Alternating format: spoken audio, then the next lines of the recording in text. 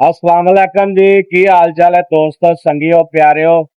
ਇਹ ਨੇ ਆਪਣੇ ਵੀਰ ਸ਼ਾਹ ਸਾਹਿਬ ਸ਼ੇਪਰਮੈਨ ਤੇ ਇਹਨਾਂ ਕੋਲ ਅੱਜ ਆਪਾਂ ਆਏ ਆ ਤੇ ਇਹ ਗ੍ਰਾਈਂਡਰ ਲਾ ਰਹੇ ਸੀਗੇ ਤੇ ਹੁਣੇ ਭਰਾਵਾਂ ਨੂੰ ਦਿਖਾਣੇ ਗ੍ਰਾਈਂਡਰ ਕਿਵੇਂ ਲਾ ਰਹੇ ਇਹ ਤੇ ਬੜੇ ਮਿਹਨਤੀ ਨੇ। ਅੱਲਾਹ ਤਾਲਾ ਇਹਨਾਂ ਨੂੰ ਹੋਰ ਕਾਮਯਾਬੀ ਦੇਵੇ। ਬੜੀ ਦੇਰ ਤੋਂ ਸਾਡੀ ਇਹਨਾਂ ਨਾਲ ਦੁਆ ਸਲਾਮ।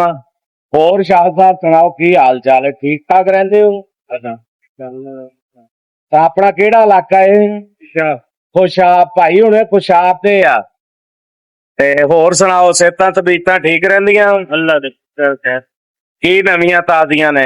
कोई नहीं कम लगे हैं ਕੰਮ ਕਰ ਰਹੇ ਭਾਈ ਹੁਣੇ ਤੇ ਸੋਹਣੀ ਗੁਜ਼ਰ ਰਹੀ ਆ। अल्लाह दे ਸੋਹਣਾ ਸਿਸਟਮ ਚੱਲ ਰਿਹਾ। ਇਹ ਪਿੱਛੇ ਇਹਨਾਂ ਦੀ ਮਸ਼ੀਨ ਤੁਹਾਨੂੰ ਦਿਖਾਣੇ ਆ, ਚੱਲ ਰਹੀ ਹੈ। ਨਾਲ ਇਹ ਦੂਸਰਾ ਕੰਮ ਵੀ ਕਰ ਰਹੇ, ਮਿਹਨਤੀ ਬੜੇ ਨੇ ਤੇ ਅੱਲਾ ਇਹਨਾਂ ਨੂੰ ਹੋਰ ਅਜਰ ਦੇਵੇ। ਇਹ ਹੁਣ ਇਹਨਾਂ ਨੂੰ ਤੁਹਾਡਾ ਡਬਲ ਕੰਮ ਤੁਹਾਨੂੰ ਇਹਨਾਂ ਦਾ ਦਿਖਾਉਣਾ।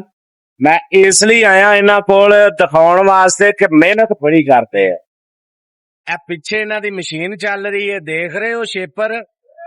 ਤੇ ਇੱਧਰ ਜਿਹੜੇ ਨੇ ਨਾ ਇਹ ਗ੍ਰਾਈਂਡਰ ਲਾ ਰਹੇ ਆ, ਨਾਲ ਆਪਣਾ ਇਹ ਕੰਮ ਕਰ ਰਹੇ ਆ।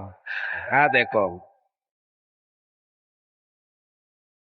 ਇਹ ਸਾਰਾ ਕੰਮ ਇਹ ਕਰ ਰਹੇ, ਨਾਲ ਮਿਹਨਤ ਕਰਦੇ ਰਹਿੰਦੇ ਆ। ਹਾਂਜੀ, ਤੇ ਜਿਹੜੇ ਭਰਾ ਇਹ ਸੁਣ ਰਹੇ ਆ, ਗਿਣ ਰਹੇ ਆ, ਇਹਨਾਂ ਵਾਸਤੇ ਦੁਆ ਕਰਿਆ ਜੋ ਅੱਲਾਹ ਪਾਕ ਇਹਨਾਂ ਨੂੰ ਹੋਰ ਜਿਹੜਾ ਨਾ ਮਿਹਨਤ ਕਰਨ ਦੀ ਤੌਫੀਕ ਦੇਵੇ।